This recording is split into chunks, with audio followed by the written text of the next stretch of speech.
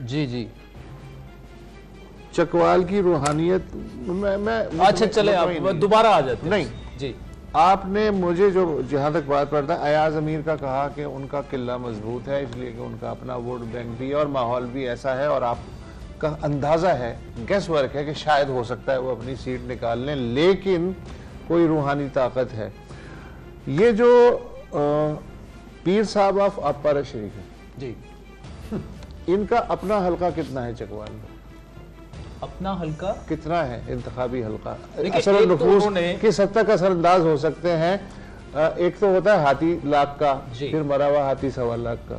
ٹھیک ہے اس تناظر میں آپ بتائیں کہ پیر صاحب اپارہ شریف جو ہیں کس حد تک اثر انداز ہو سکتے ہیں چکوال کی سیاست پہ انتخابی سیاست؟ دیکھیں وہ ہو سکتے ہیں بالکل لیکن وہ ہوں گے یا نہیں ہوں گے اس کا جواب میرے پاس نہیں ہے. ان کے بھائی پولیٹیکلی کافی ایکٹیو ہیں پرانے ہیں ان کا ایک انہوں نے ٹھیک ٹھاک ترقیاتی کام کروائے ہیں جن میں چند کلومیٹر کی باڑ بھی شامل ہے چکوال میں اور لوگ ان سے کافی خوش ہیں جو لوکل لوگ جو ہیں تو وہ اثر انداز تو ہو سکتے ہیں. اب ایاز امیر صاحب کا ان کا روحانی طور پر مطلب وہ کہ جی یہاں وہ موجود ہیں تو وہ یہ تاثر اس لیے دے رہے ہیں کیونکہ انہیں پتا ہے کہ پیر صاحب جو ہیں وہ ان کا امپیکٹ جو ہے وہ لوکل پالیٹکس کی حد تک ان کا سایہ پرانا ہے پارٹی پہ.